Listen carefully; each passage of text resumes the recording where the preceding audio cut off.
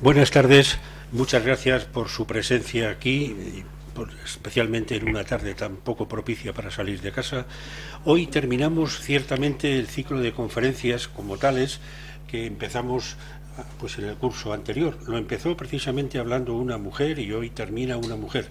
No obedece esto a ningún tipo de orden de tipo social o político, es sencillamente que en efecto pues la mujer está recuperando los sitios que debería de estar y debería de tener.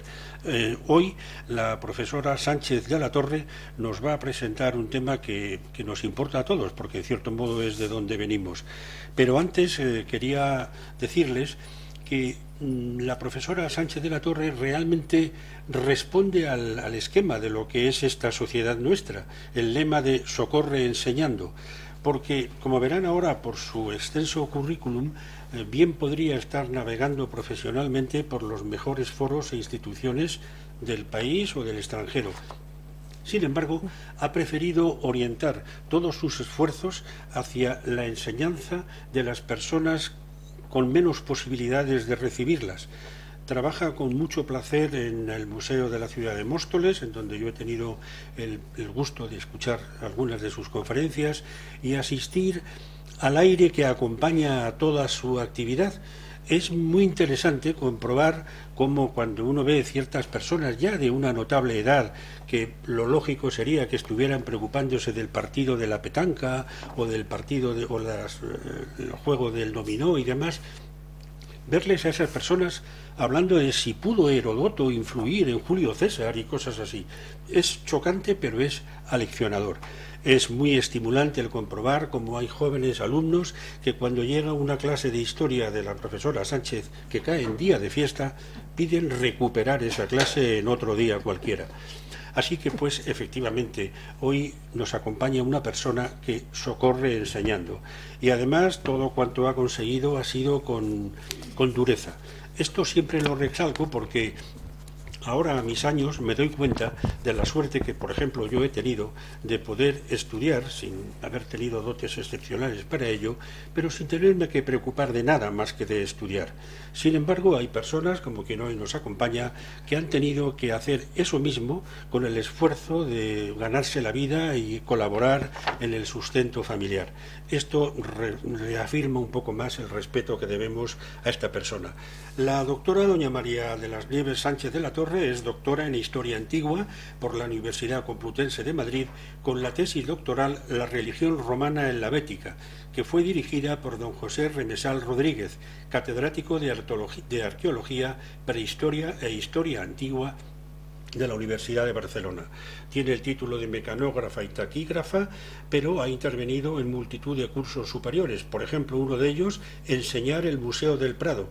Después también la restauración de pinturas en el Museo del Prado. Ha participado en sesiones de reuniones sobre la escultura romana en Hispania, sobre la internalización de las esculturas de Roma. Ha participado en excavaciones del proyecto de intervención, prospección e intervención en la Cañada Real Segoviana. Ha escrito numerosos artículos, entre ellos uno sobre las regiones mistéricas en la España romana. Después haré un pequeño, no quiero interrumpir ahora, artículos, ha escrito numerosos, como realizar una excavación arqueológica, ha intervenido como ponente en numerosos congresos nacionales e internacionales, ha dado conferencias en concreto sobre la religión romana en Hispania, en la provincia de la Bética, historia antigua de España, y aquí en la Matitense, a través de las ondas, nos deleitó hace ya un tiempo sobre Hipatia y Catalina de Alejandría. Muchas más cosas se pueden decir. Ya remata que está en posesión de la Cruz de la Orden del Mérito Civil recibida en el año 2000. Les contaré un pequeño chascarrillo. Una vez la doctora Sánchez me dijo que le gustaría, si algún día podría intervenir aquí, hacerse una foto con este marco. ¿En qué hora lo dijo? Porque lo oyó don Carlos. Y no saben ustedes las insistencias de don Carlos diciendo, pero ¿cuándo viene esa señora? Que se quiere él llevar una foto a su época. Como se entiende doña María Amalia, veremos. Bueno, él dice que, eso sí, quiere que nos quitemos los demás. La foto la quiere en exclusiva. Bueno, algún momento de gloria habrá para otros mortales. Sí. Bien, pues entonces me queda solo pedirles como un favor muy, muy señalado, que cuando salgamos de verdad se cercioren de que encienden todos sus teléfonos móviles. Muchísimas gracias por su presencia, gracias a usted, profesora Sánchez de la Torre, por su dicción. Estamos impacientes por seguir su magisterio. Muchas gracias. Muchas gracias. Bueno, pues muchas gracias al vocal de Cultura, don Antonio López, que bueno, ha sido muy exagerado conmigo, pero bueno, se lo agradezco muchísimo y como siempre tan amable y bueno, y además que habla fenomenal. Bueno, os doy las gracias también a todo el mundo de la Matritense, que prepara todo también, a José Ignacio, que me ha preparado aquí el PowerPoint y todo, y nada, a vosotros por haber venido, a todo el mundo, porque la verdad que venir hoy ha sido un poco como, viene ahí, un poquito como héroes, ¿no? Hemos venido todos sorteando el calor que hace hoy, así que bueno, os lo agradezco muchísimo. Bueno, aquí pone el título, Mitos, Historia, Dioses y Héroes en la Fundación de Roma. Yo cuando empecé a preparar esto, que era para un curso que íbamos a hacer en una asociación, nos pilló la pandemia, entonces, bueno, me comentaron que se podía hacer alguna cosa relacionada con los mitos de Roma, el problema, y sobre todo dioses de romanos. El problema de estas cosas es que casi todos los dioses, bueno, menos unos poquitos, todos son griegos. Lo que pasa es que luego al pasar a Roma han cambiado de nombre, o siguen con el mismo o cambian de nombre. Entonces dices, bueno, ¿qué escoges que no sea griego, ¿no? Entonces, bueno, pensé en la Fundación de Roma. La Fundación de Roma tiene, como veréis ahora, influencias troyanas, sobre todo, de Troya, y griegas, pero también luego ya tiene un componente ya itálico, ¿no? Entonces, bueno, pensé, bueno, pues en la Fundación de Roma, que está Rómulo y Remo, que ya son más latinos, que ya son más romanos. ¿Qué son los mitos? Los mitos, pues, dicen que si no, los historiadores no estamos unidos entre la historia y el mito, no lo concordamos un poco, dicen que los historiadores nos hemos confundido un poco de camino.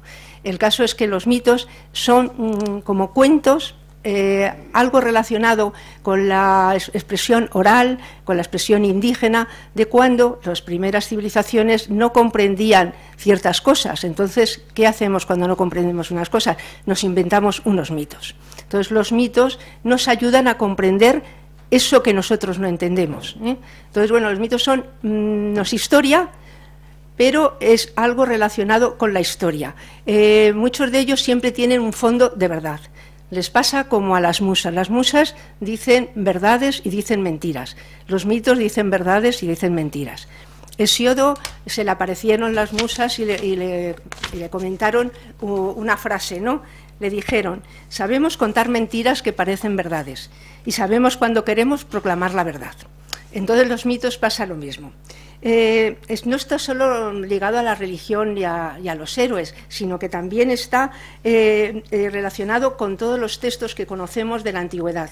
Los textos que conocemos, bien de los griegos y de los romanos, porque hoy vamos a hablar de eso, pero igual hay mitos. En Mesopotamia está llena de mitos, está llena de mitos Egipto, está lleno de mitos, pues eso, Grecia, los etruscos, todos los pueblos. Y si ya nos vamos a Sudamérica, igual. Entonces, los mitos son los que recogemos oralmente cuando no comprendemos algo, hacemos alguna cosa de estas, hacemos un mito.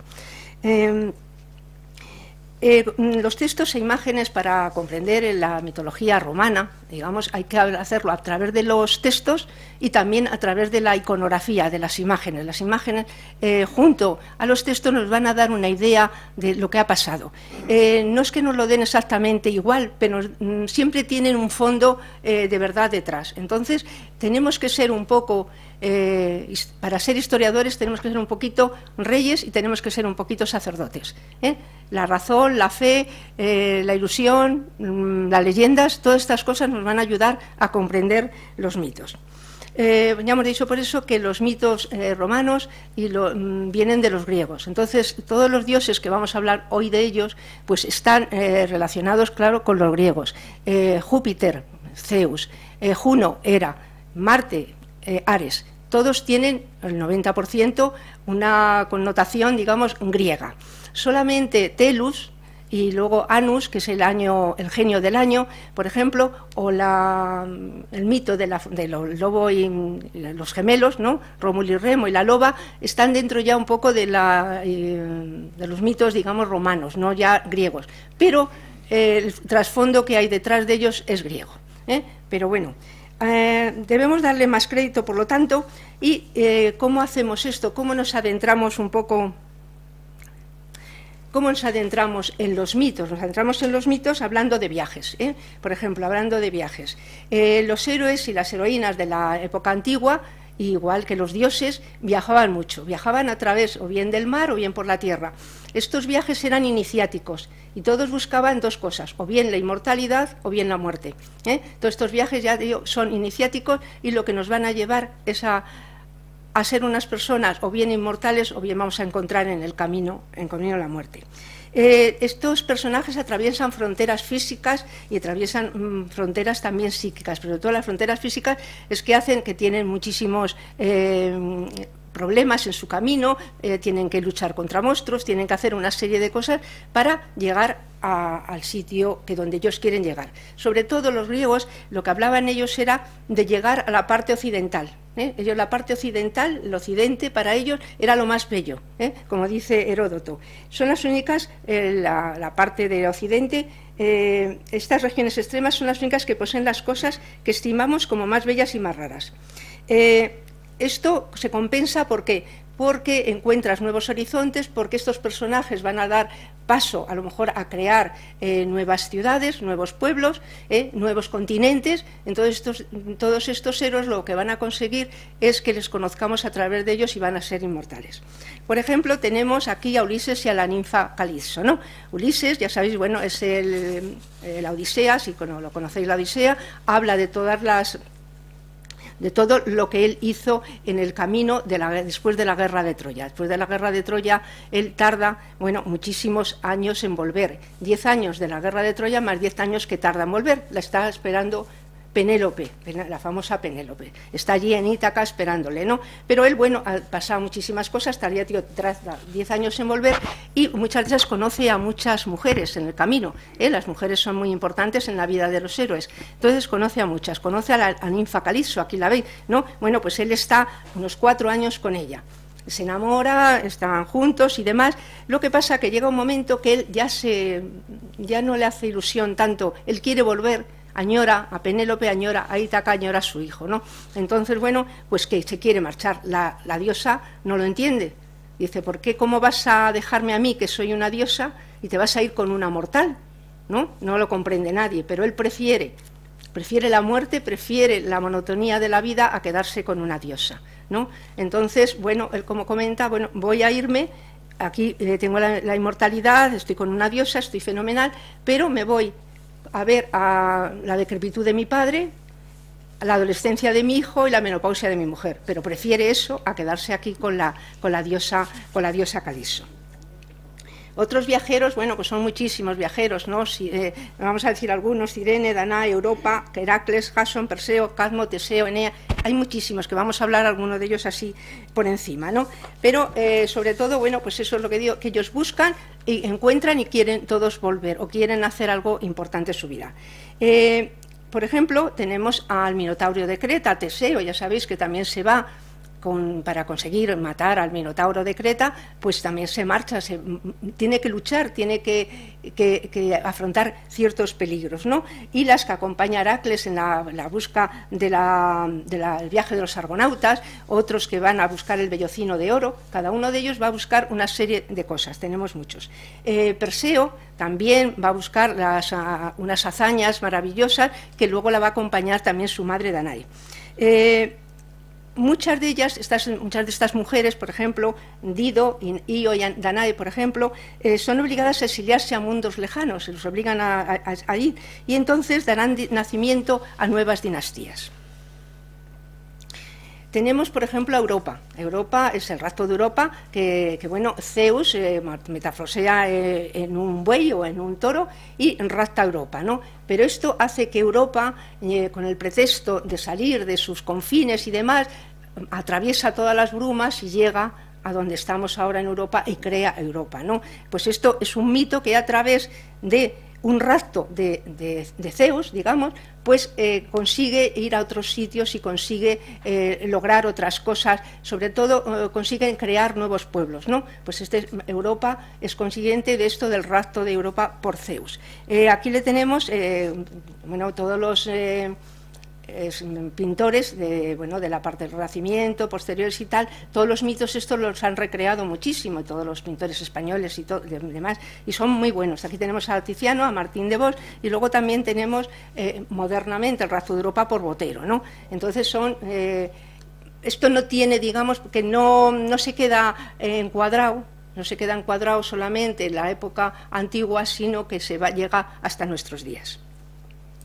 Las hazañas de los héroes tienen características distintas, sobre todo muchos de ellos, cuando son los hombres, tienen una de las características que es abandonan casi siempre o se olvidan de las mujeres. Los héroes tienen que ir solos a realizar su trabajo, a realizar su heroicidad. Entonces, la mayoría de las veces dejan a las mujeres aparte. Bien, unas veces las abandonan, otras las dejan, otras las pierden. El caso es que las mujeres son abandonadas por los héroes.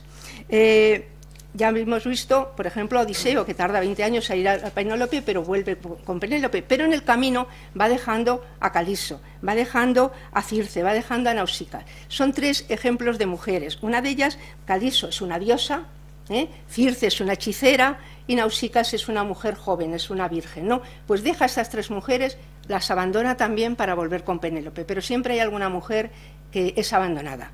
Esto le pasa también, por ejemplo, a Perseo, a Teseo deja a Ariadna, ¿no? No se sabe exactamente si la deja aposta, si la olvida, qué pasa ahí, que hay alguna cosa tampoco... Bueno, ya sabéis que los mitos y toda la historia tienen muchas versiones y muchas hipótesis, ¿eh? No todo lo que se diga es exactamente verdad, sino que son, bueno, hipótesis distintas que cada uno se piensa, con los textos y demás, pues piensa una cosa, ¿no? Entonces, bueno, que la abandona también, ¿no? Tenemos, por ejemplo, a la reina, esto es una reina, la reina siria, Semiramis, que también es abandonada. Porque otra de las características de todas las hazañas estas de los héroes es que muchos de ellos son abandonados antes, son abandonados por sus padres. Muchos de ellos son dioses que los abandonan o las diosas que las abandonan porque no las pueden tener por alguna cosa. Aquí tenemos a Semiramis, que es su madre, Derceto, que es una diosa, también la abandona y entonces la dejan en un bosque. Aquí en el bosque lo que hay es que unas palomas la dan de comer, la traen cosas, hasta que viene otro pastor y la salva, se la lleva con ella y luego está 42 años de reina. Entonces, quiero decirte que muchos de los héroes lo que hacen es tener una infancia difícil, como le pasó a Moisés, como le pasó a Sargón I, como le pasa a Rómulo y Remo. Son personas que van a empezar como mal, van a tener una infancia a lo mejor difícil, porque también los héroes tienen que tener una infancia difícil, agreste, salvaje, para que lleguen luego a tener otras cosas más importantes. Tenemos el mito de Danae, también hemos dicho antes, y de Perseo. También es muy importante porque Zeus también Zeus es un dios que tiene amores adúlteros con casi todas las diosas, tiene un amor adúltero con Danae, que tiene unos hijos con ella, y cuando él les quiere abandonar, les pone en un cofre y les manda por el mar. Entonces, bueno, lo más normal es que este cofre, como son griegos, llegue a las Cícladas, por ejemplo, llegue a Creta, llegue a algún sitio, pues no. Los romanos lo hacen suyo y hace que vaya directamente, digamos, a las costas italianas, ¿no? Para que los romanos, cojan también todos estos mitos y los hagan suyos para tener ellos más nobleza de sus antepasados.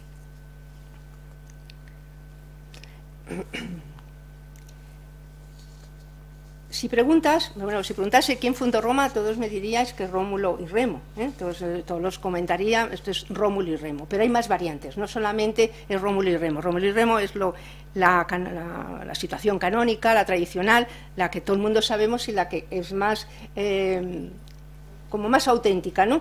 Pero hay muchísimas otras versiones. No es la única que existió. Se puede abordar desde ángulos muy distintos. Se puede abordar desde los textos, como hemos comentado, se puede abordar con la arqueología. Yo, cuando empecé a preparar estas ponencias, estuve hablando con el catedrático don Domingo Plácido, que me recomendó, porque él iba a dar la parte de Grecia y yo de Roma, y dice, pues léete un libro que le ha escrito Andrea Carandini, y es La Fundación de Roma, contada por Andrea Carandini. Me dijo, lee este libro porque ahí viene toda la Fundación de Roma, y muy bien, ¿no? Luego hablé con otros profesores, con otro catedrático, don Jorge Martínez Pina también, que me comentó, también me recomendó unos libros de textos, ¿no? El otro de arqueología y todo de textos. Lo que pasa que cada uno tiene una visión distinta. Uno dice que tenemos que basarnos solo en los textos y otros que tenemos que basarnos en la arqueología. Yo creo que habría que aunar las dos y ver que si tenemos los textos, luego si la arqueología lo refunda o no. Entonces yo creo que las dos cosas son importantes. Yo voy a hablar de los dos, de los textos y de la arqueología, para ver si sacamos, digamos, algo en claro sobre la fundación de Roma.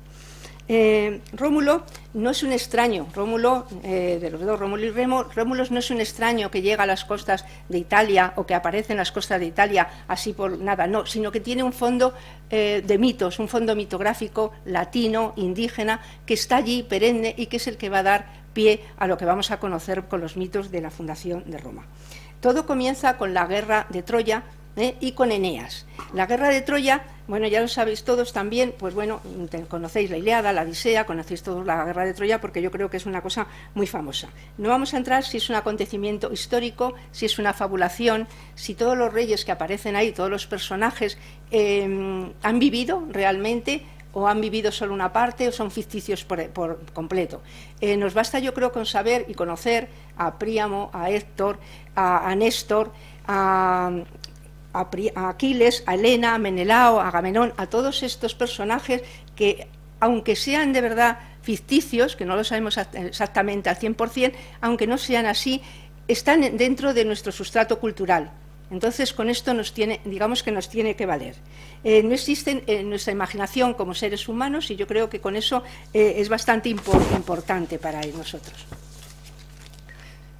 Bueno, aquí tenemos la guerra y la caída de Troya, ya veis el caballo de Troya, ¿no? Que las últimas investigaciones también de un profesor italiano es que a lo mejor no es un caballo lo que era, sino que podía ser un barco tipo fenicio, que en la proa pues llevan un ojo a Patrocaipo y llevan también un caballito, ¿no? Entonces ellos les llamaban caballos. Entonces las últimas investigaciones es que en vez de un caballo pudiera ser un barco, ¿no? Este barco lo meterían allí porque dijeron que iban a hacer como un sacrificio al dios Poseidón, a Neptuno, ¿no? Entonces meten el barco y con muchas ofrendas debajo también, y ellos estarían metidos debajo de todas las ofrendas, y luego, igual que pasó con el caballo de Troya, lo vuelven a salir. Bueno, pues las últimas investigaciones que puede ser, en vez de un caballo, puede ser un barco. Pero bueno, como tampoco sabemos si ha existido, no vamos a eso, cada uno pues piense un poco, y bueno, quiero decirte que hay muchísimas cosas que, aunque son ficticias, o que pensamos que es ficticia, que siempre tendrán un foco de realidad,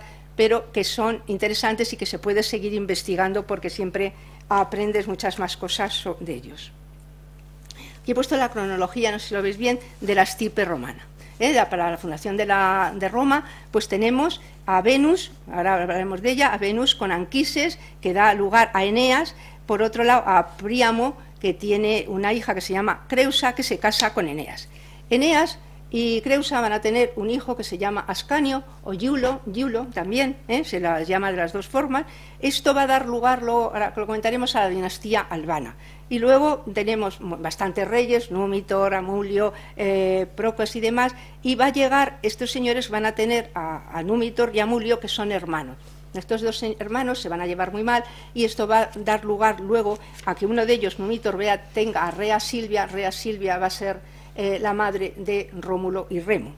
Rea Silvia, al casarse con el dios, al juntarse con el dios Marte, va a dar lugar a Rómulo y Remo. Más o menos esta es la cronología de la estirpe romana, que conocemos como, ya te digo, como más tradicional, Esta sería, bueno, una lista también canónica de los reyes de Roma, a partir de Rómulo, ¿no? Esto también por ahora no se ha demostrado que hayan existido o no hayan existido. Pueden ser personajes ficticios, pero puede ser que alguno sí que haya existido, Tenemos a Rómulo, a Numa Pompilio, Tulio, Ancomarcio, Lucio Tarquinio, Servio Tulio y Tarquinio Soberbio. En otros sitios siempre meten, por ejemplo, a Tito Tarcio, ¿no? Pero en todos los demás sitios no. Entonces, bueno, pues lo pongo yo aquí para que veáis también todos los reyes estos míticos que están anteriores a la fundación de Roma. Cuando la leyenda troyana se formuló en época republicana, la leyenda de Troya se formuló en época republicana, pero ya había anteriormente los griegos y demás, pues ya hablaban de Eneas, hablaban de, bueno, pues este príncipe troyano que si iba a un sitio, que iba a otro, pero dando versiones distintas. Pero la leyenda troyana empieza en la época republicana. Lo que pasa que es en época augustea, en el siglo, entre el siglo I antes de Cristo y el siglo I después de Cristo, cuando ya se consolida lo que va a ser la fundación del pueblo latino y va a ser la leyenda troyana, a partir de este momento. Solamente el Ánico de Mitilene dice que Eneas y Odiseo nunca fueron, menos ellos dicen que había muchos historiadores que dicen que ellos fueron los fundadores de Roma, pero en realidad ellos no fueron los fundadores de Roma. Odiseo también dicen que pudo estar allí o estuvo en el río Arno, lo que pasa que él volvió con Penélope y no fundó nada. Bueno, pues estos personajes no son considerados por todos fundadores de Roma. Otros sí que los han considerado fundadores de Roma, pero lo que ellos han fundado ha sido un papel importante en la formación del pueblo latino, que va a dar lugar a la fundación de Roma. Tampoco Rómulo fue el primero, como hemos comentado, en ocupar el Palatino. ¿Quién estaba allí antes? Está una persona que va a salir, luego un personaje que se llama Caco. Caco, un ladrón, ¿no? Caco, pues el ladrón que da nombre a todos los ladrones, Caco. Pero Caco, igual que el rey latino, no eran unos personajes que aquí aparecen ya degradados, que, pues eso, ladrones incluso no, eran príncipes indígenas que eran muy importantes, pero cuando llega Eneas, cuando llega Rómulo, van a acabar con ellos, los quitan de lado y entonces les dan ya una connotación muy negativa. Vamos a hablar luego más tarde de ellos. Las dinastías, la construcción romana de sus orígenes, por lo tanto tenemos, digamos, bascula entre tres elementos, la llegada de Eneas desde Troya y formación del pueblo latino. Después tendríamos la fundación de Rómulo y Remo, que fundación de Roma por ellos dos, pero hay un problema porque la guerra de Troya, según Eratóstenes, fue en el siglo XII o XIII antes de Cristo. La fundación de Roma, según la tradición y según los mitos, es en el siglo VIII. Entonces, ¿qué pasa? Ahí pasa algo, no puede ser, Rómulo y Remo no pueden ser los hijos de Eneas, ¿no? En 4 generaciones. Entonces se crean una serie de señores, crean la dinastía albana, de Alba Longa, la dinastía albana de Alba Longa, que la va a crear el hijo de Eneas. Estos son los 3 pilares que se va a fundar toda la parafernalia relativa a la fundación del pueblo latino y a la fundación de Roma. Eneas, según la tradición, la más normalita, digamos, es un héroe de esta ciudad, hace un viaje lleno de peripecias y se va de Troya. Bueno, parece ser que cuando está la destrucción, él sale de allí porque ya no tiene nada que hacer y se marcha, entre otras personas, lleva a su padre Anquises y a su hijo Ascanio. A su mujer Creusa parece ser que también la pierde, la abandona, llega un momento que no se sabe el caso, es que se queda allí. Hay otra teoría que dice que la diosa Cibeles la acoge, la lleva a un sitio con las vírgenes especiales y que la deja allí con las sacerdotisas, ¿no? Pero el caso que es que Creusa no aparece. Bueno, pues Eneas, ¿quién es? Pues Eneas es el hijo de Anquises y de Venus, es de la diosa Venus. Quiere decirte que tiene raíces de dioses, porque su madre era Venus. Venus se enamora de Anquises porque le ve que es un pastor, porque en esto el otro día la doctora Cristina Delgado decía, los pastores son muy importantes en la antigüedad. ¿Por qué? Porque tenían muchísimo poder adquisitivo, al tener muchos animales, bien ovejas, bien cabras, bien toros, bien lo que fuera, eran importantes y por eso muchísimos de ellos, Paris era pastor, los Idsos son pastores, los reyes pastores, y los pastores son muy importantes. Bueno, pues Venus se enamora de Anquises, que está pastoreando, y bueno, pues se acuestan, ¿no? Se acuestan y tienen a Eneas. El problema es que por la mañana se despierta, claro, la diosa está dormidita y él la mira, ¿no? Él la mira. Entonces, claro, al mirarla, ver a la diosa Venus, Afrodita, que es la mujer más bella del mundo, pues resulta pues que se enamora de ella perdidamente, pero la diosa le castiga. Entonces hace que nunca ya se pueda volver a enamorar de ninguna mujer más, porque ha visto a la diosa que es la mejor. Él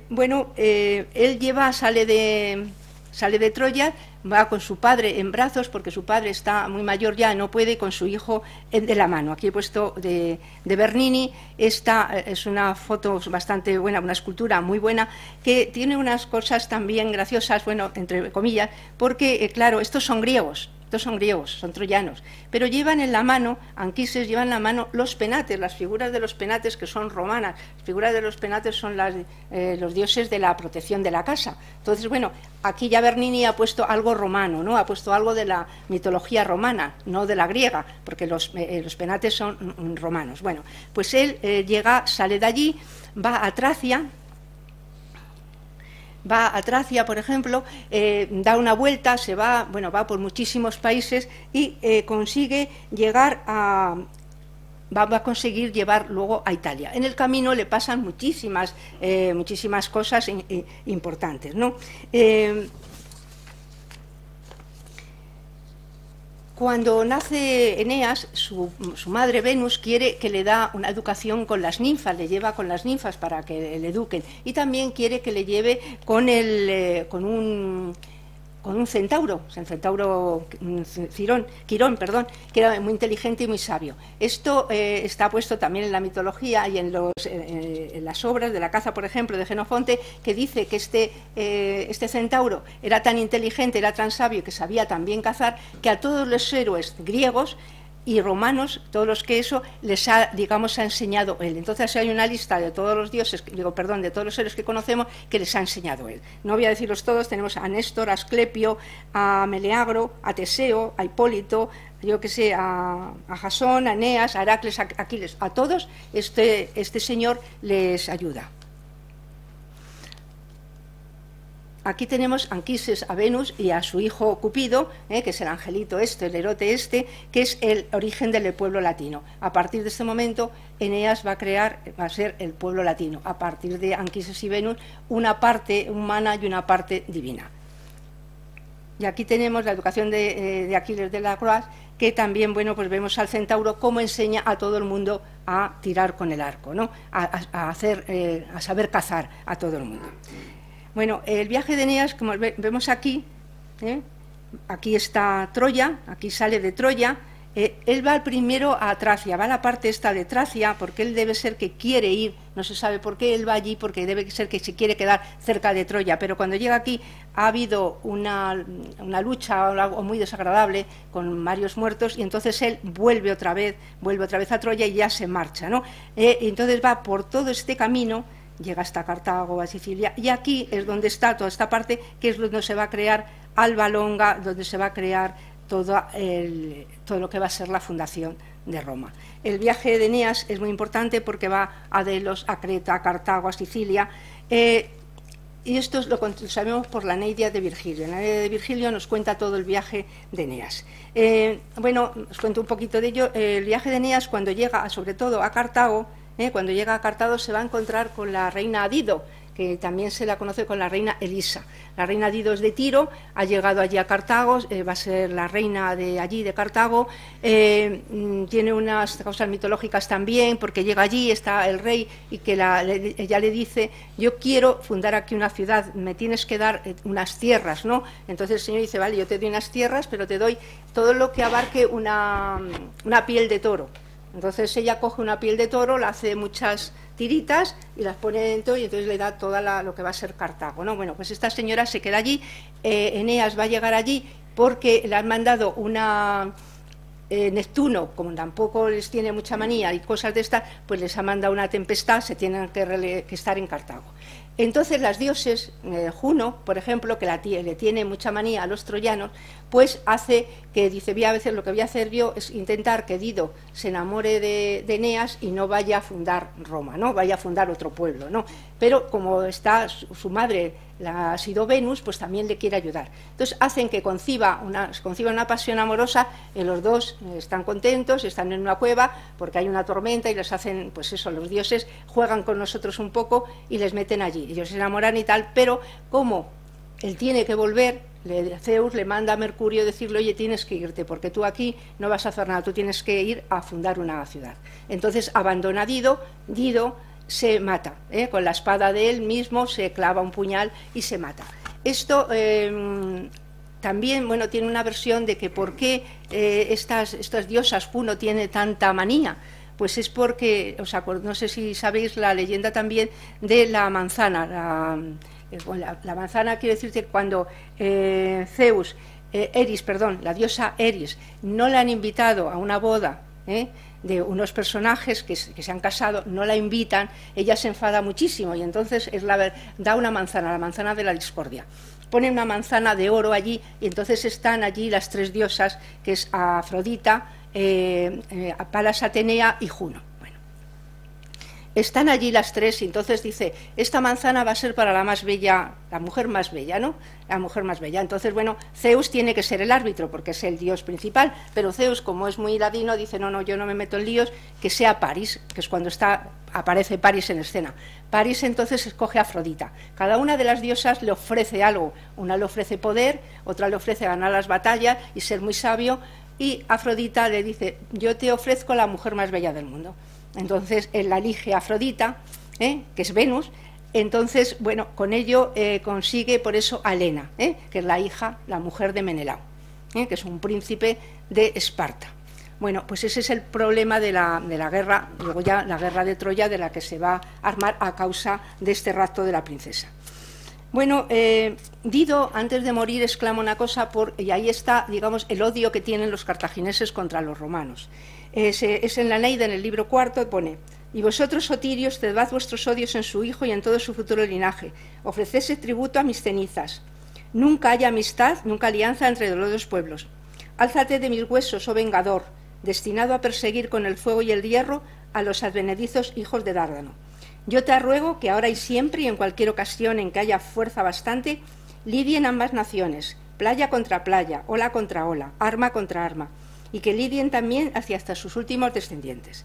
Así nace el odio de los cartagineses, y al hablar de un vengador dicen que anuncia a Aníbal, el vengador de Dido. Por eso Cartago y Roma siempre van a ser enemigos.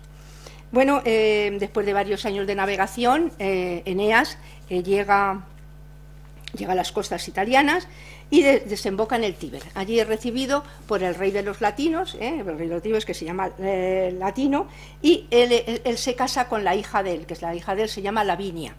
Forma la ciudad de Lavinia en ese momento, forma la ciudad de Lavinia. Pero mientras también tiene, por ejemplo, una pelea con el rey de los Túrdulos, que también había sido cortejando, digamos, también a Lavinia, y como no le han concedido a ello, pues también se enfrenta. Pero consiguen vencerlos y es cuando ellos forman la parte ya de los latinos. Su hijo Ascanio, posteriormente, va a fundar la dinastía de Alba Longa. Entonces uno va a fundar la dinastía, digamos, del pueblo latino ya con Lavinium y demás, y su hijo Ascanio volverá a crear, digamos, la dinastía Alba Longa, que va a dar lugar luego a lo que vamos a conocer a Rómulo y Remo. Esto, bueno, lo sabemos por la Eneida, por la Eneida de Virgilio, que nos lo escribe para glorificación de Roma y Augusto, sobre todo. Ahí aparece, pues, los dioses como juegan con todos nosotros, pero juegan sobre todo con los héroes que juegan con Eneas. Unos le protegen, unos van contra ellos, uno va contra él, Venus va a favor de él. Todos los dioses estos lo que hacen es ayudarle. Otra de las cosas que en realidad hay una interpretación bastante romana, porque en ningún momento, en ninguna fuente griega dicen que Eneas tenga que fundar una ciudad que se llame Roma. Eso no aparece por ningún lado. Son los romanos, a partir de Augusto, los que quieren decir que tenían ascendientes, mejor dicho, griegos, para darse nobleza. Porque la nobleza de un pueblo puede ser por dos cosas, o bien por la gente autóctona, que sea muy importante, por ejemplo, muy importante la parte indígena, como decía Aristóteles, pero también puede ser por los foráneos, por la gente de fuera. Aquí les interesa más que los ascendientes suyos sean troyanos, o sean griegos, o sean espartanos, digamos, de Grecia. Entonces ellos por eso se inventan esto. Incluso a Ascanio, al hijo de Eneas, le dan el nombre de Julio, para formar la Ges Julia, que es para glorificar a Julio César y glorificar a Augusto, pero es una trama que se forma en la Eneida con Virgilio. Esta es la versión más tradicional, ¿no?, de todo esto. Lo que pasa es que hay muchísimas versiones que podéis leer en cualquier sitio, en el que no es, por ejemplo, Rómulo el que crea luego la fundación de Roma, sino que va a ser otros personajes, o va a ser Eneas, o va a ser Eneas que se va a casar con una indígena y va a formar el pueblo latino. Otras veces son troyanas que vienen con él, cuando vienen del viaje de Troya, que vienen con él, y cuando llegan al Lacio resulta que dicen: yo aquí no me meneo ya, porque ya con todo el viaje que hemos tenido tantos años me quedo aquí. Queman todas las naves y se quedan allí. Entonces ya forman el pueblo latino, forman otras cosas. Hay muchísimos y van cambiando. Del siglo V, del IV, que es Enea, digamos, el fundador, pero luego van cambiando. En el tercero y en el segundo ya a lo mejor no aparece Eneas como fundador, sino que aparece pues descendientes suyos, que no es ni siquiera Rómulo y Remo, sino son nombres parecidos, se llaman Rumo, pero no aparece exactamente Rómulo y Remo, ¿no? Pero van cambiando las versiones. Ya digo que hay muchísimas versiones. Incluso en algunas dicen que Eneas no salió de Troya, no salió siquiera de Troya, que se quedó allí. Otros dicen que era un traidor, otros dicen que murió. El caso es que, bueno, que hay versiones para todos los gustos. También hemos dicho antes que Ulises, Odiseo, también parece que llegó allí al río Arno y que también podía haber fundado la ciudad. Hay en algunos casos que lo dice, pero el caso es que Ulises no fue, porque él marchó otra vez a Ítaca. Rómulo y Remo, para los romanos siempre fue Rómulo, el héroe, el fundador de Roma, y se le considera el hijo de Eneas, cosa que sabemos que es dificilísimo porque han pasado 4 siglos, digamos, ¿no? Entonces es muy difícil. La historia de Rómulo y Remo parece muy antigua, está basada en muchos mitos antiguos orales, indígenas, y luego lo que pasa es que luego se va formando con muchísimos escritores que van organizando todo este mito, pero es algo relacionado con la mitografía más antigua que tenemos. Es muy raro que aparezca el gemelo Remo. Remo es raro que esté aquí y que tenga estas características que tiene, como dice Wismas. Es un héroe, personaje un tanto extraño dentro de la fundación de Roma, porque ya veréis que todas las cosas que van pasando, acontecimientos que van pasando, todas tienen, digamos, no la culpa, digamos, pero que es Remo el que los va organizando las cosas, aunque sea Rómulo luego el que lo va a fundar.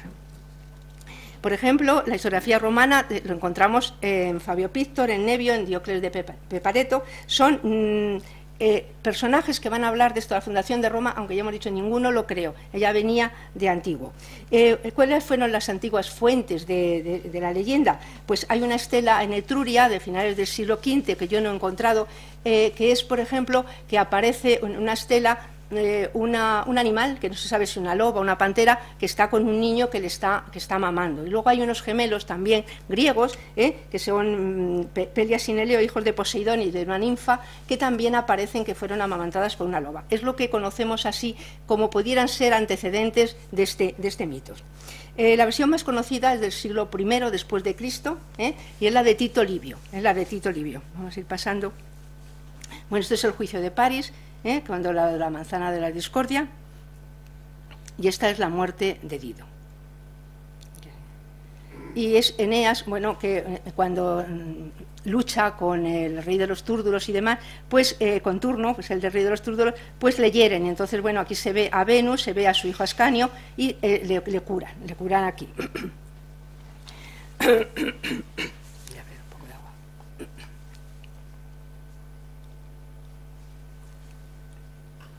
Bueno, la tradición, lo que conocemos de Rómulo y Remo, os lo voy a decir así, es lo más conocido. Luego ya digo que hay más variantes también, pero lo más conocido es, eran hijos de Marte y de Rea Silvia, que es una sacerdotisa, que es de la diosa Vesta, y que es hija de Numitor. Numitor es depuesto en el trono, pues su hermano Amulio, y lo que hace este señor es, sabiendo que Numitor había tenido una hija, pues para que no tenga más descendencia, lo que hace es consagrarla a las Vestales. Las Vestales no se pueden casar, entonces, por lo tanto, no puede tener descendencia. El problema es que viene Marte, se acuesta con ella y tienen a los gemelos.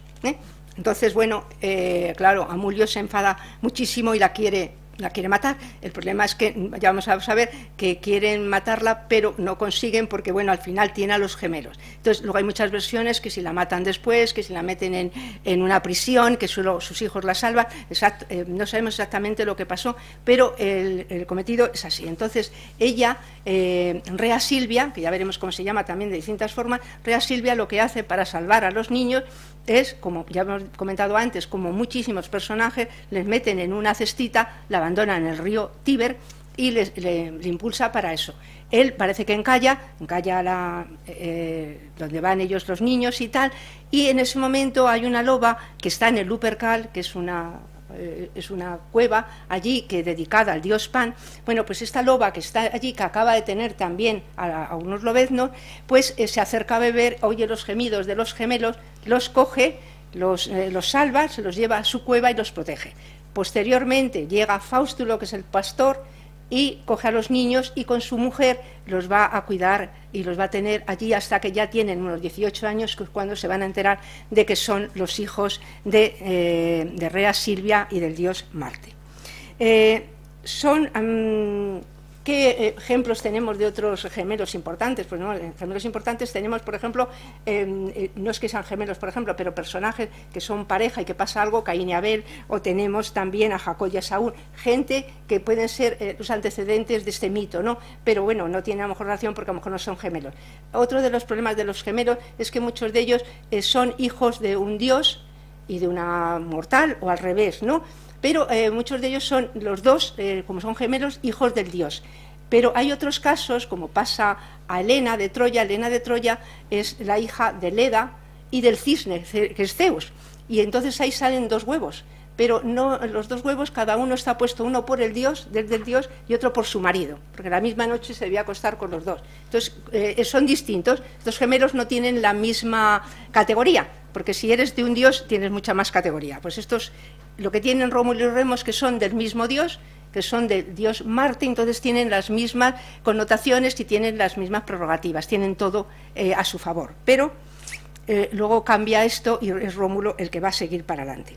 Las madres en estos procesos de los gemelos y en los procesos de los héroes, las madres no tienen mucha importancia. Lo que pasa es que aquí, en este mito, tenemos a tres madres, que la primera madre que tenemos es la madre biológica. La madre biológica es Rea Silvia. Rea Silvia es un nombre posterior, aunque primero se la llama Rea, Ilia también, y bueno, la vamos a llamar Rea Silvia porque es ya como la conocemos en el siglo I. Bueno, pues esta es la señora que hemos dicho que Marte se va a acostar con ella, tiene a los gemelos, la quieren matar. Y entonces aquí hay muchas tradiciones y muchas investigaciones, muchas cosas, pero muy contradictorias, porque dicen que las bestiales tienen que ser, por ejemplo, apedreadas o enterradas vivas y eso, cosa que no puede ser, por lo que luego comentaremos. Pero bueno, en este momento ellos dicen que quieren hacer esto, tienen que apalearlas también, tampoco las pueden hacer porque ellos, los gemelos, nacen. Marte habla con el padre de ella y le dice, mira, yo me he acostado con tu hija y vamos a tener gemelos. Entonces ya sabes que ha sido del dios, espérate. Hacen caso, esperan un poco, pero cuando nacen los niños resulta que Amulio, el hermano de este señor que no quiere que reinen ellos, le dice, mira, es que solo ha nacido uno y han puesto otro gemelito al lado, otro niño al lado, ¿no? El caso es que ella luego parece ser, bueno, o porque la pueden matar, que la entierran, no sabemos exactamente qué pasa. Lo más normal es que la encerrasen en algún sitio y que luego, a lo mejor ya Rómulo y Remo, cuando ya son ellos ya príncipes, la salven. El caso es que esta señora, al tener que abandonar a los niños en la cueva, por ejemplo, con la canastilla y demás, no ejerce mucho de madre. Primero, porque es una sacerdotisa, y segundo, porque casi no los conoce. Hay versiones que dicen que no hace caso de ellos y en otros casos que sí, que pregunta a Fástulo que quién lo ha recogido, que si sus hijos están bien, ¿no? Entonces, bueno, hay distintas versiones. Esta sería la primera madre que conocemos. La segunda sería...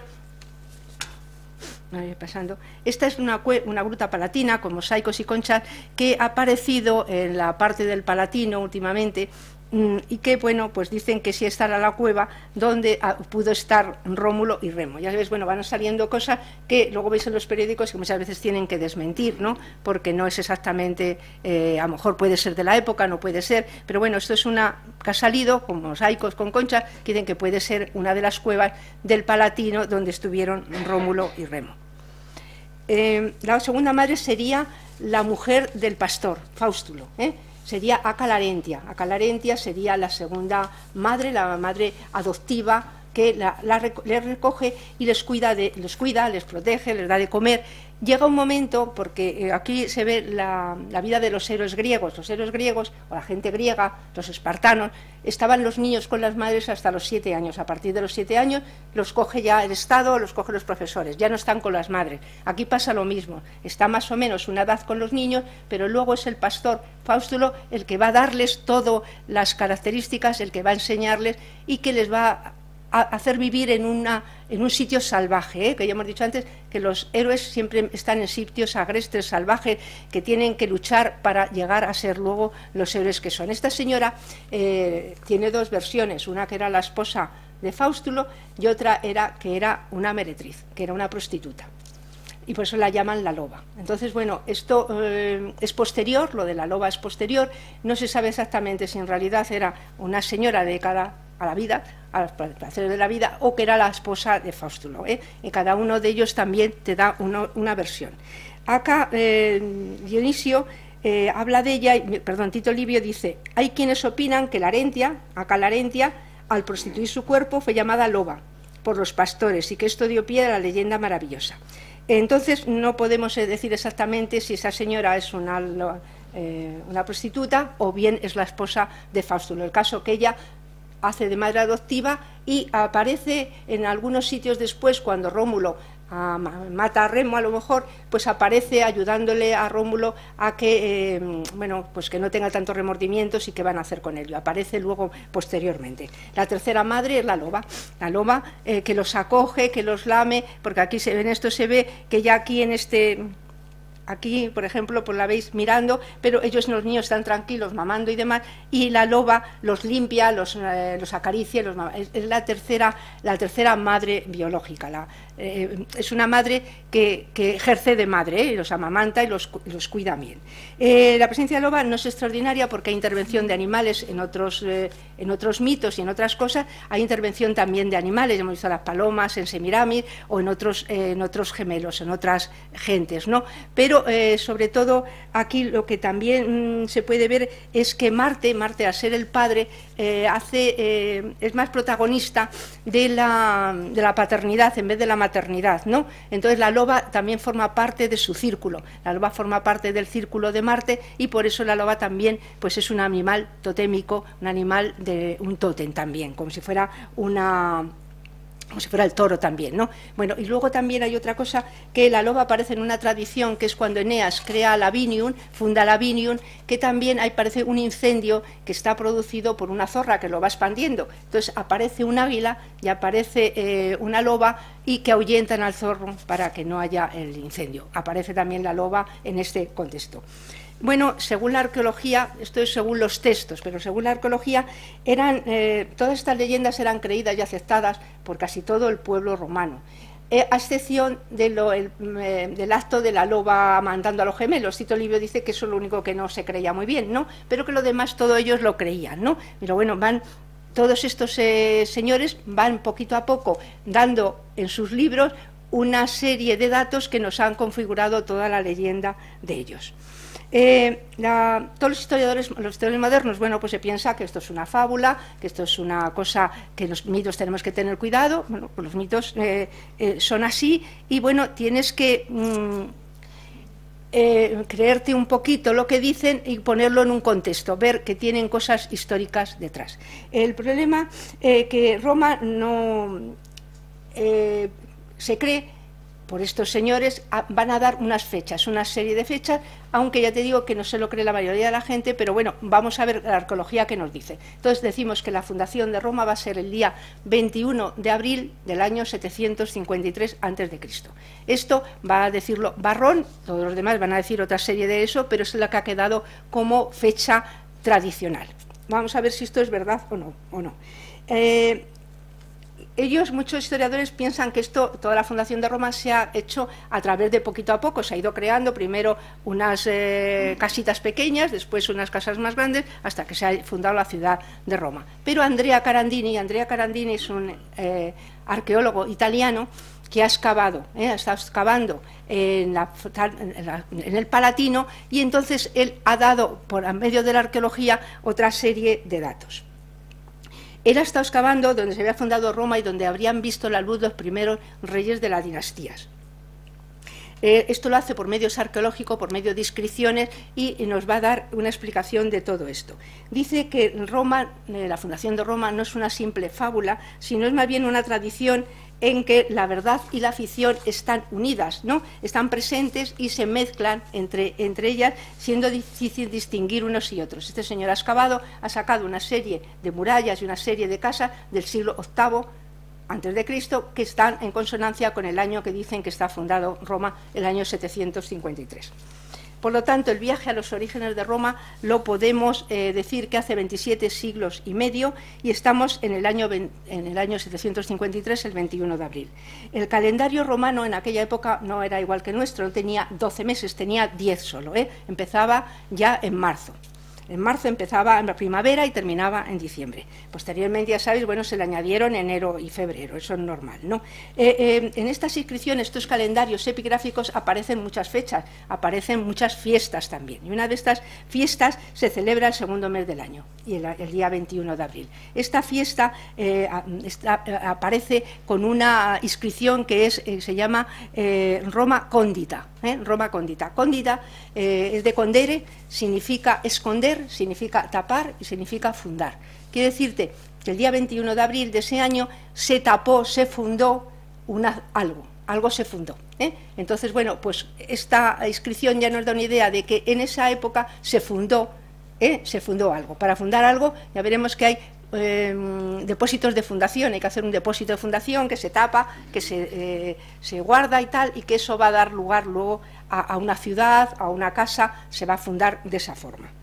El 21 de abril, ese día, la comunidad de pastores que vivía en lo alto del Palatino daban una fiesta a la diosa Pales. La diosa Pales, una diosa de la agricultura, es una diosa un poco ambigua también, un poco rara, y era la fecha en que los corderos parían, y entonces por eso se llama esta fiesta del Año Nuevo, la fiesta que se hacía muchas fiestas, se mutilaba a caballos, se esparcía el humo, se cantaba, se bailaba, se hacía una serie de ritos, ¿no? Aquí vemos, bueno, pues se sacrificaba a toros, se sacrificaba a corderos, se esparcía el humo, se tomaban tortitas, hacían, bueno, pues todas las fiestas estas, y era el año nuevo de los pastores, ¿no?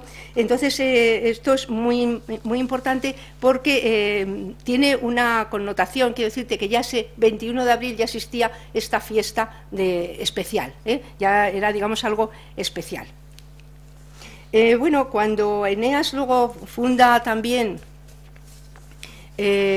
cuando fundan Lavinion y cuando fundan Alba Longa y todas estas cosas, luego vamos a ver que van a fundar muchas ciudades. Las ciudades estas van a ser 30 ciudades. 30 ciudades que son las ciudades de Alba Longa. ¿Por qué se fundan 30 ciudades? Porque dicen que como él cuando salió de Troya, parece ser que se trajo un cerdito, una cerdita, pues esta cerdita tuvo 30 lechones. Y entonces, al tener 30 cerditos, pues dieron 30 ciudades, las ciudades de Alba, también de Alba Longa.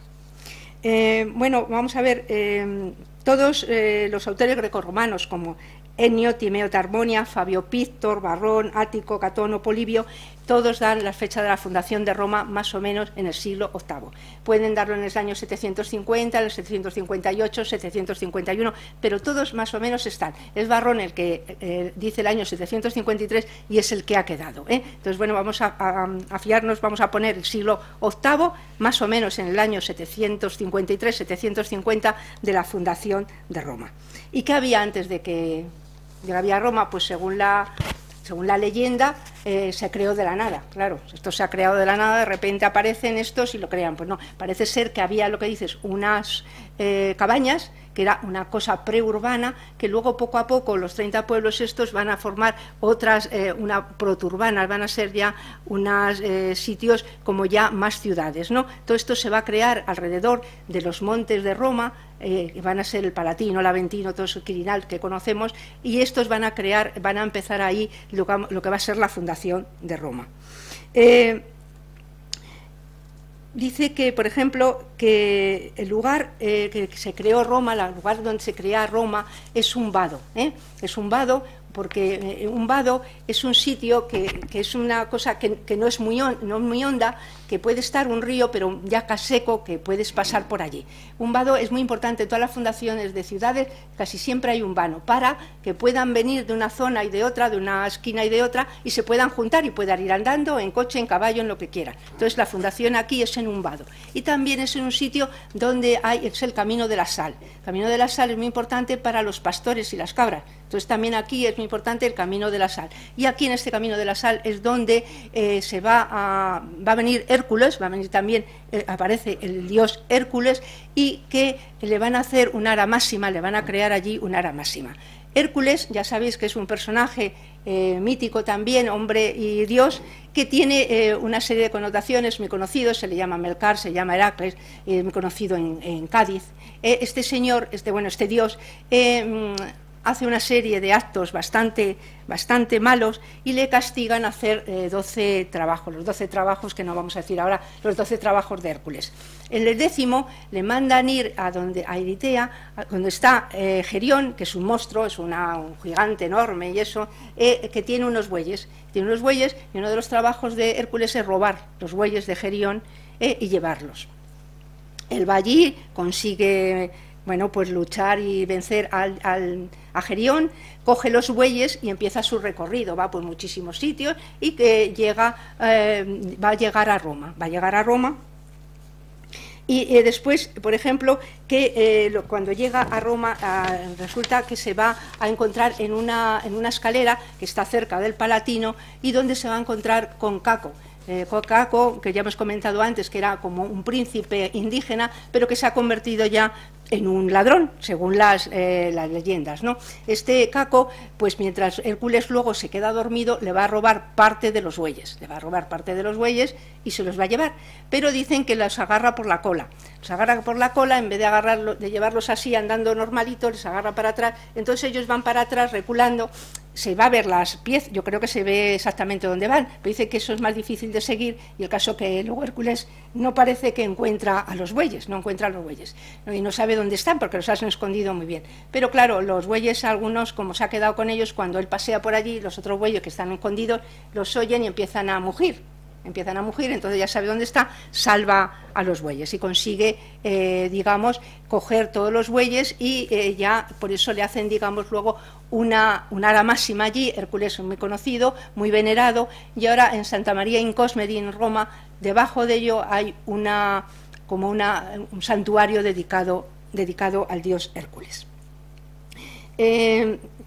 Luego, bueno, los historiadores contemporáneos piensan que Rómulo, el nombre de Rómulo viene de Roma, pero Carlo de Simeón es un filólogo muy importante que dice que no, que esto, y que claro, que al venir de Roma, que es un nombre ya del siglo VI antes de Cristo, que no podía ser anterior, pero este señor dice, ha demostrado que es un nombre etrusco, que es del siglo IX o el VIII o VII, pero que es un poquito anterior, Entonces, bueno, que también es una persona, Rómulo, que tiene que estar dentro de la tradición más antigua. Y luego también a Rómulo le llaman Altellus, Alter, el otro, ¿no? ¿Por qué? Porque parece ser que Remo era el primogénito, él era el segundo. Pero, ¿por qué dicen que a veces que los primeros que nacen que no son los primogénitos? Porque dicen que el primero que nace es como si empuja al otro y nace antes de tiempo. Entonces, el que nace el segundo es el que nace en el momento adecuado y sería entonces el primogénito. Bueno, estas son las 7 colinas de Roma, el Septimontium, que son 7 colinas. Tenemos el Aventino. Aquí el Aventinus, que es el Aventinum mayor y menor, que está aquí, el Capitolium, el Palatino, que es aquí, esta zona cuadrada donde se va a fundar la ciudad de Roma, El Caelius, el Criminalis, Virginalis, el Esquilino, bueno, el Virminal, están todos aquí. Esto va a ser lo que va a ser, digamos, todo el septimonio, va a ser Roma entera cuando se vaya a crear, pero donde va a empezar aquí es aquí, en el Capitolio. La fuente más principal que tenemos para conocer la leyenda de Rómulo y Remo, sin que todavía esté dentro la vida de Eneas, es este espejo. Esto es un espejo etrusco, es del siglo IV a.C., de Bolsena, la provincia de Viterbo, y se representan unos personajes que nos van a explicar muy bien toda la mitología referente a Rómulo y Remo. Bueno, aquí vemos a la loba, esta sería la loba auténtica, y aquí estarían Rómulo y Remo. Este sería Rómulo y este sería Remo. Remo está mirando a la loba, pero también mira a este personaje que es Faustulo Luperco, que es un personaje, ya veis, agreste, salvaje, digamos que con los pelos así desgreñados, bueno, desnudo, lleva una capa y tal. Pues este es un personaje que está dentro de lo que significa las Lupercalias, lo que significa el Lupercal, que es una cueva relacionada con el dios Pan. Todos estos dioses, Fauno, todos ellos forman parte del cortejo báquico, de Baco y de Dionisio, ¿no? Entonces son todos muy agrestes, muy salvajes, muy orgiásticos, ¿no? Entonces, bueno, este personaje pues es el que está Remo, digamos, mirando, Remo le llama a él. Por otra parte está aquí Rómulo, que también está con la loba, pero mira a un personaje que está, bueno, pues ya más vestido, como ya sería el rey latino, sería el latino, que le está con un dedo, parece que le está ya señalando, diciendo, tú vas a ser el fundador de Roma. Debajo tenemos a otro lobo, que también sería la personificación animal de lo que sería Fauno. Sería el Fauno también, igual, lo que pasa uno representado como animal y aquí representado como una persona, ¿no?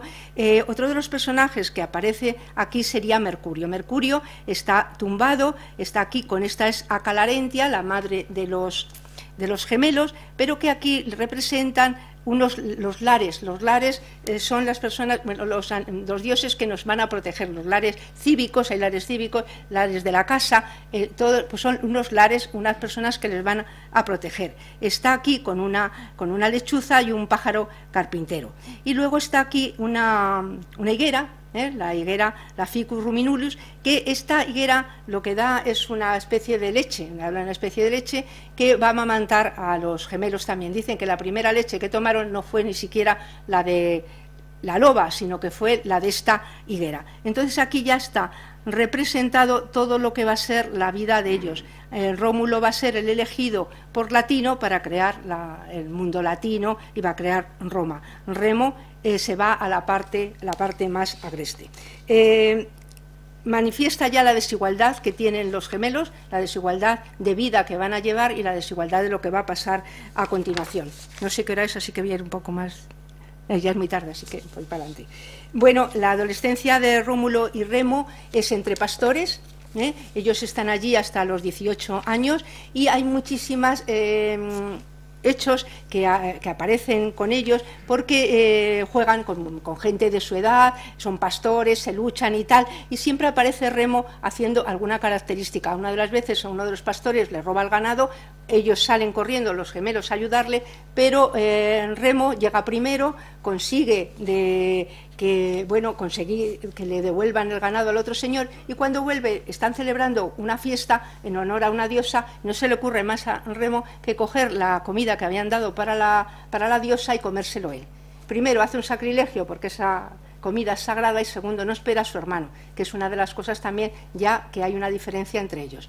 Otra de las leyendas es que, otra de las peleas que en esto, cogen a Remo, también le cogen prisionero, le coge su abuelo prisionero, no sabe que es su nieto, también le van a castigar y le van a matar incluso, es cuando ellos se enteran de que son príncipes, que es su abuelo, y ya a partir de destierran a Mulio. Numitor dicen que les da la ciudad de Alba Longa para que luego funden la ciudad de Roma. Bueno, todo esto, vamos a ver cómo voy más deprisa porque ya... Para fundar una ciudad hace falta una autorización divina. hace falta una autorización divina, y entonces lo que hacen es invocar a Júpiter. Para invocar a Júpiter lo pueden hacer por medio de rayos o por medio de los augurios. Por medio de los augurios quiere decirte, pero viendo las aves en el cielo, por dónde vienen.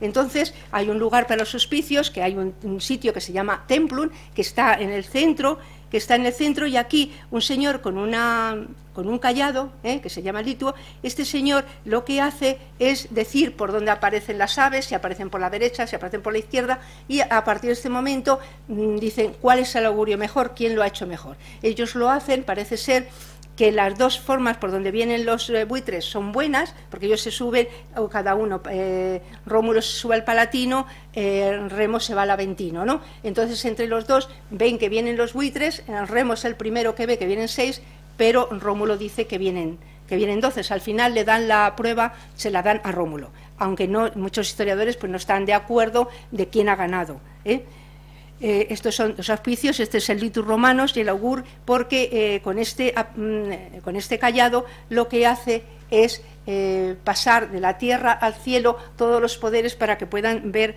a los animales, que sería al buitre, cómo vienen volando, Entonces, bueno, pues si vienen más, vienen menos, por qué zona vienen o por qué vienen más. Estas son las cabañas del Palatino que se han encontrado, que los ha encontrado Andrea Carandini, que dicen que algunas son del siglo IX antes de Cristo, que podían ser del padre, el padre adoptivo de Rómulo y Remo, y luego han aparecido otras del siglo VIII que podían ser donde ya vivía Rómulo y Remo. Esto es lo que queda, aquí unos agujeritos, y no queda prácticamente más. Para fundar la ciudad, también, ¿qué tienen que hacer? Pues tienen que hacer otra serie de cosas. No vamos a contar todo, pero bueno, lo que tienen que hacer va a hacer un surco, se llama el Sulcus Primigenius, hace un surco alrededor del Palatino. El Palatino, como es cuadrado, pues van a hacer este surco alrededor, que va a ser lo antecedente de las primitivas murallas. Tienen que ser una vaca y un toro, tienen que ser blancos. No he encontrado ninguna foto que sean los dos blancos, pero bueno, el toro va por dentro y la vaca por fuera. Cuando hace este surco, pues todo el mundo alrededor, pues ya ves que hacen cantos y bailes y tal. Luego este surco lo van a ampliar, van a empezar a ampliarlo, y van a meter allí pues cosas que tú quieres meter, a lo mejor para una cosa de fundación, o bien comida, o bien tierra, o bien cualquier cosa, lo meten allí, lo aprisionan, y van a poner ya piedras, que hay piedras también puestas por allí, que son terminales, las van a poner. Al meter estas piedras, que son muy importantes y son sagradas, este círculo que están haciendo ellos, que se va a convertir en muralla, es una cosa sagrada, va a ser inviolable. Quiere decirte que ya va a ser esto, dentro de esto va a ser el Pomerium, donde van a estar Roma, y no, esto es sagrado. Si tú cruzas esta muralla, estás haciendo algo malo y te pueden matar. El problema es que llega Remo y le dice a su hermano que ha hecho un surco muy pequeñito y que esto se lo va a saltar cualquiera. Entonces él se enfada, llama a todo el mundo y le dice: mira, a partir de ese momento, como alguien salte esta murallita, muere. Remo la salta y muere. Todos los historiadores, la mayoría, dicen que ha sido Rómulo el que le mata, pero hay otras versiones que dicen que es algún capataz o alguna persona que está cerca de Rómulo y que le mata. En el caso que no lo sabemos. Tampoco sabemos si después hay una guerra civil, si le nombran a él como por ejemplo cónsul o algo, una cosa a Remo, y bueno, el caso es que parece ser que forman las Lemurias, que es el 9, el 11 y el 13 de mayo, las Lemurias, para que recordar a Remo. Esto todo es en el primer día, ¿no? Entonces, bueno, hacen luego una serie también de sacrificios. Hay una serie de sacrificios, y en el que han aparecido, que la han encontrado Andrea Carandini en el Palatino, tienen que hacer un sacrificio matando a una persona. Matan a una niña y la entierran con su copa, taza y sonajero. Esto lo han analizado, sobre todo la taza, y dicen que es del siglo VIII. Esto también hacen un rito de fundación para que esa fundación sea sagrada. Entonces tienen que hacer un sacrificio. Otra de las cosas que hace Rómulo es, él vive en el Palatino, lo que pasa que, él quiere también decir a los dioses qué va a pasar, dónde va a tener que vivir. Entonces, bueno, en su casa, en sus casas que tiene allí en el Palatino, lo que hace es ponerse por la mañana, cuando va a salir el sol, velado. Muchos de ellos aparece también que puede ser Numa, el segundo rey de Roma, o puede ser Rómulo, ¿no? Bueno, pues se pone allí velado, esperando que haya, porque hay tormenta, entonces espera que vengan los rayos. Cuando aparecen los rayos, que son, pues aparecen 3 rayos, caen en un sitio determinado, y toda la gente que está alrededor pues ya ve que es un augurio favorable para que construya allí algo. El problema es que va a caer del cielo, van a caer unos escudos que se llama el escudo Ancile. Estos escudos que son raros, que son distintos, va a caer del cielo. Entonces ellos van a fundar una casa, van a ponerlo en la parte del foro, una casa nueva que va a ser, que le llaman palacio. Le llaman palacio, y lo que van a hacer ellos es hacer otros 11 escudos exactamente iguales, para que haya 12. Entonces los van a poner todos alrededor, por ejemplo, de aquí, y nadie sabe cuál es el original, por si alguien viene a robarlos, que no sepa cuál es. Y esta es la casa que dicen que podía ser la de Rómulo. Esto se llama palacio. ¿Por qué se llaman palacios? Da igual que sea una estancia, que sean 300 estancias. Un palacio es porque vive un rey, nada más. Solamente cuando hablemos de palacio, pues nos creemos un palacio precioso y maravilloso. No, puede ser una casita normal y corriente, pero es donde vive el rey. Y aquí se ven los escudos, y también habría astas de toro, y bueno, aquí se sentaría Rómulo, y aquí, como hay un patio, pues ahí vería los augurios y vería las cosas que van pasando. Pues como muy tarde vamos a seguir, vamos a ver. Bueno, y estas cosas todas, pues eso, puedo decir, ¿por qué se saben? Pues se saben, primero, por los textos de toda esta gente que ha escrito, griegos y romanos, sobre todo romanos, ya del siglo I después de Cristo, sobre todo Tito Livio, la Eneida de Virgilio, toda esta gente que ha escrito y ha dicho que se ha creado estos mitos, que tienen bases, sobre todo Rómulo y Remo, como bases que tenía de cosas mitológicas muy antiguas, de los indígenas, de la gente que vivía allí. Eso más o menos lo que podemos decir, ¿no? Hoy hay cosas incongruentes, por ejemplo, porque dicen que no puede ser así, porque a Garandini le han criticado, que dice que por ejemplo, de las vestales, porque si la madre de Rómulo y Remo era una vestal, pues tenía que estar ya, el culto de las vestales tenía que estar ya organizado. Resulta que el culto de las vestales, según algunos historiadores, es del siglo VII o VI antes de Cristo, y la fundación de Roma es en el siglo VIII. Entonces hay una discrepancia. Carandine dice que no, que ha encontrado una residencia, que ha encontrado unas casas, que ha encontrado donde vivían las sacerdotisas, y que el culto de Vesta es del siglo VIII. Entonces, pues sí podía ser que entonces, digamos, Rea Silvia podía ser una vestal. Otra de las cosas que dice que él vivía en el Palatino, arriba del todo, y que luego él baja al foro. Y que, bueno, porque si tenía una casa, ¿por qué baja? Pero dice que igual que en otros personajes, en Atena, por ejemplo, que dice Teseo baja a la Acrópolis y fue a vivir a la ciudad baja, también Rómulo baja de la ciudad alta, baja a la baja, y digamos que ya crea una ciudad, crea lo que va a ser la política romana.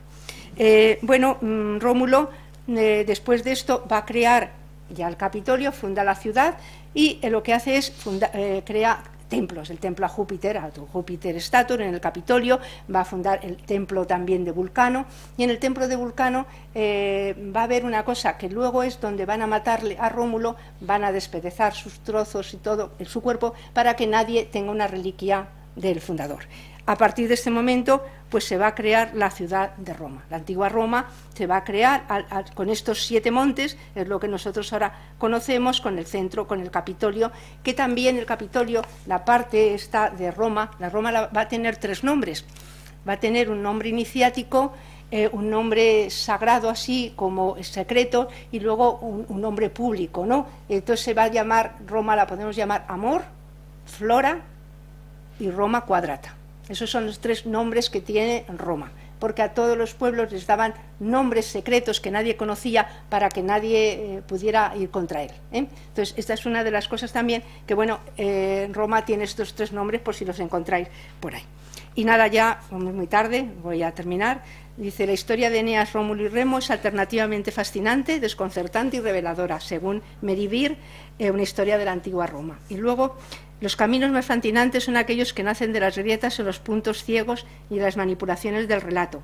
¿Penélope esperó fielmente a Ulises o lo engañó en su ausencia? ¿Helena estuvo o no estuvo en Troya? ¿Abandonó Teseo a Ariadna o fue raptada? ¿A Rómulo y Remo los amamantó una loba? Todas estas variantes y muchísimas más coexistieron dentro del enmarañado laberinto de la mitología griega y romana. Esto lo dice Irene Vallejo en El infinito en un junco. Y nada más, porque ya me he pasado y lo siento. Y bueno, que muchas gracias por estar aquí. Si queréis alguna cosa, pues ya está. Muchas gracias. Nadie me da.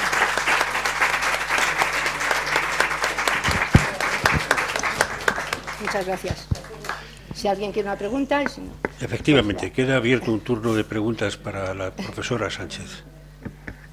Hay más cosas, lo que pasa que ya digo que son tantas que no... Pero bueno, tener idea más o menos de lo que es la leyenda de Rómulo y Remo y lo de Eneas y de Troya, ¿no? Pero bueno, que hay muchas más cosas. Si alguien quiere alguna pregunta, y si no, pues nada. Que muchas gracias a todos por haber venido. ¿No hay más preguntas? ¿No hay ninguna pregunta? Pues... Sí, todo ha estado claro, ciertamente, y hemos dado un buen broche de oro al ciclo de conferencias propiamente de este curso. Ya